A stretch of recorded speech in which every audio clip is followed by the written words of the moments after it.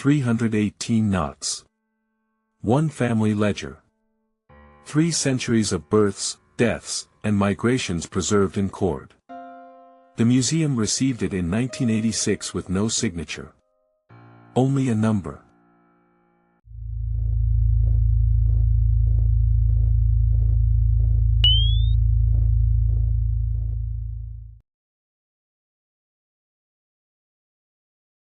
In October 1986, an old woman walked into a regional museum near Lima carrying a bundle of knots.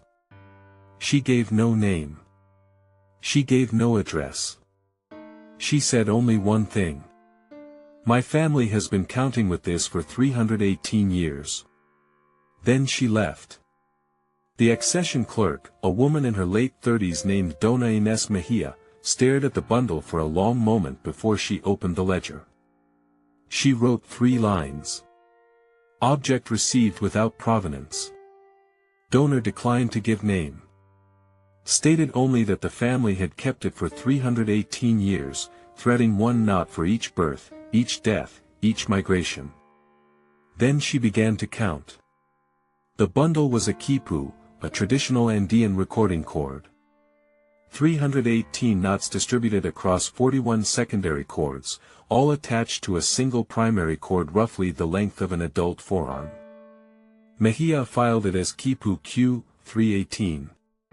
The bundle was placed in a climate-controlled drawer. It was forgotten for 14 years. In 2000, a doctoral student from Lima's San Marcos University rediscovered it during a routine inventory. She compared the cord patterns against the Harvard khipu database. 254 knots matched known Inca decimal patterns. 64 did not. And the 318th knot, the final one, set apart on its own cord, matched no system she could find. Camila returned to the original 1986 accession card. She wanted to see what Dona Mejia had recorded in her own hand. The card was longer than she expected. Below the 3 lines about the donor's words, Mejia had added her own observation. The donor was approximately 70 years old. Spoke Quechua and Spanish. Wore mourning black with a single embroidered indigo ribbon at the wrist. Refused to give a family name, stating only that her line had been called Q family for as long as anyone remembered. The accession card listed no address, no telephone number, no contact for follow-up. By 1986, regional Lima museums had no formal protocol for anonymous indigenous donations. The object simply entered the archive as Q318. Camila photographed every knot under conservation lighting. She counted them by hand, 3 times to be certain. 318, exactly. The donor had been precise. Her count had been precise. Whatever the cord recorded, it had been recorded carefully. And whoever the donor was, she had walked into that museum knowing exactly what she carried. The Harvard khipu database, established in 2002, holds digitized records of 544 known khipus from Peruvian and Bolivian collections. Camila spent 11 months comparing Q318 against this database. The results were strange.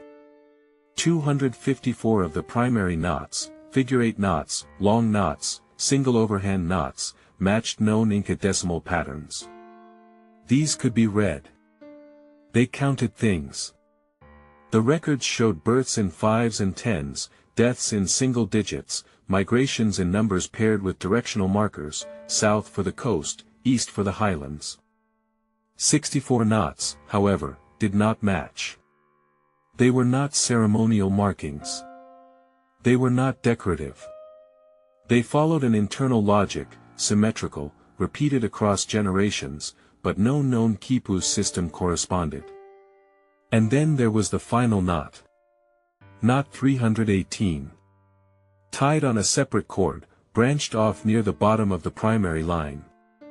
Made of a different fiber than all the others, dyed darker, almost black.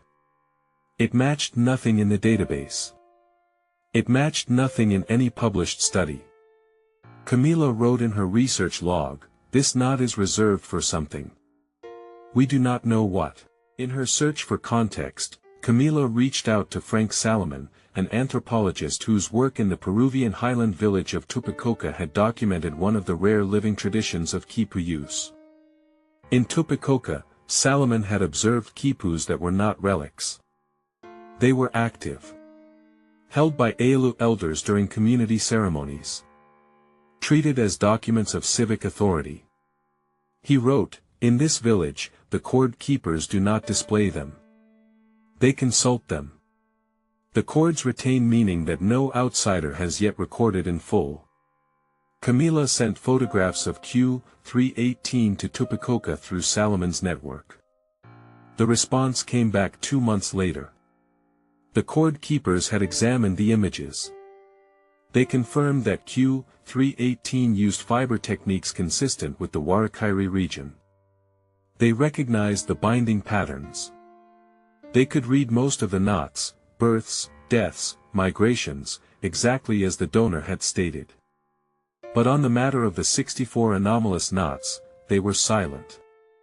And on the final knot, the one set apart, the message they returned was a single sentence, translated from Quechua: "That knot does not belong to us." When Camila reconstructed the temporal pattern of the knots, the structure revealed itself.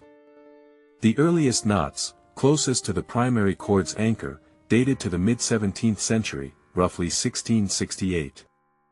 The most recent knots, before the final separated one, dated to 1986, the year of donation.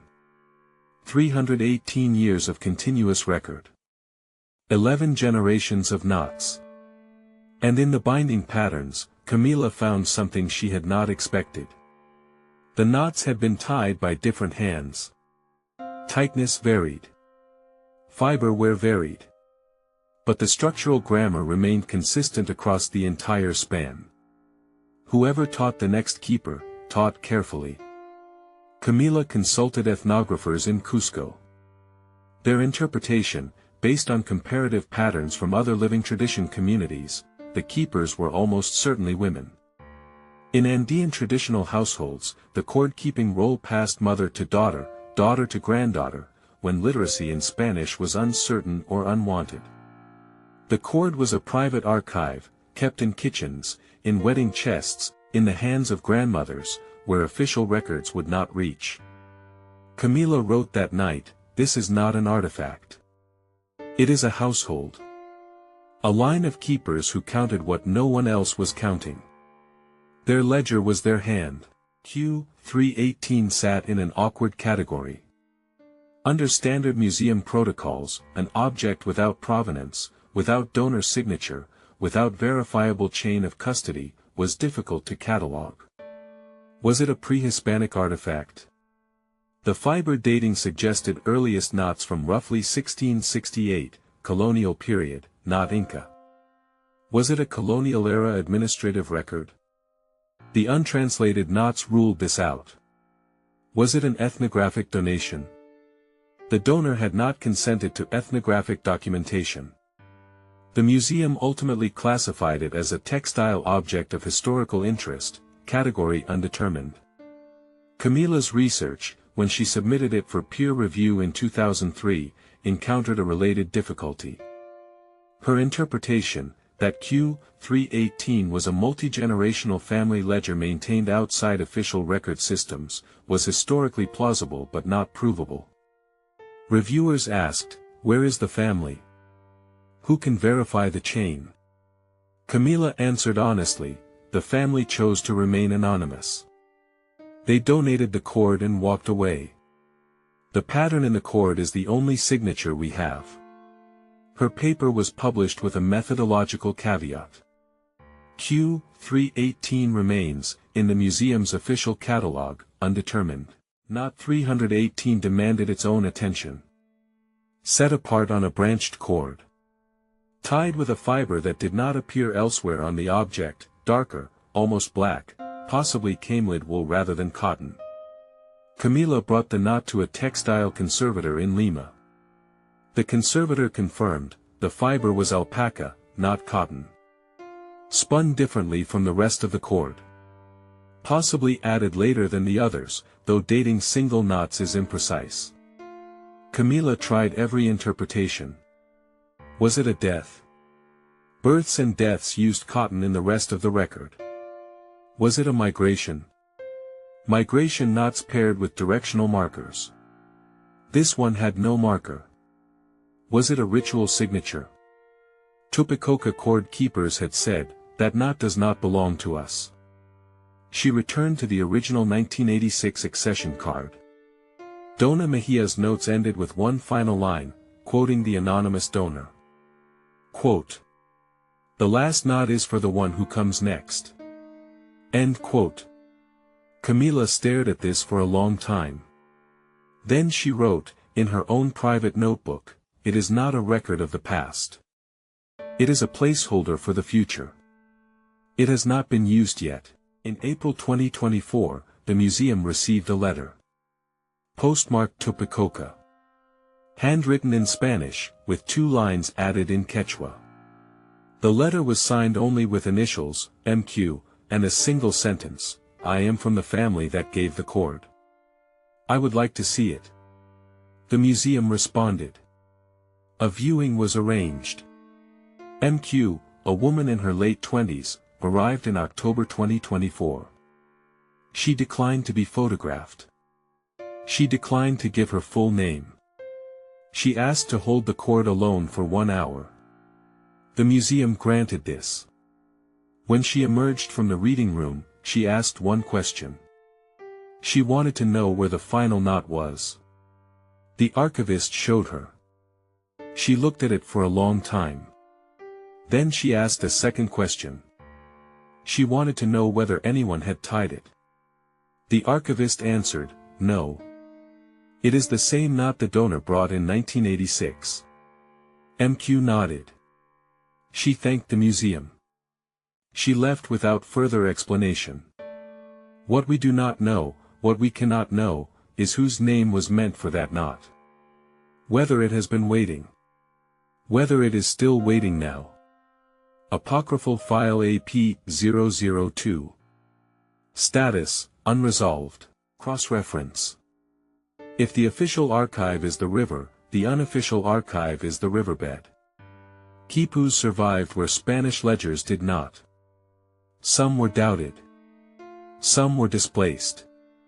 And some were carried into kitchens, into wedding chests, into the hands of grandmothers, where they kept counting. Apocryphal File AP-002. Status, unresolved. End of file.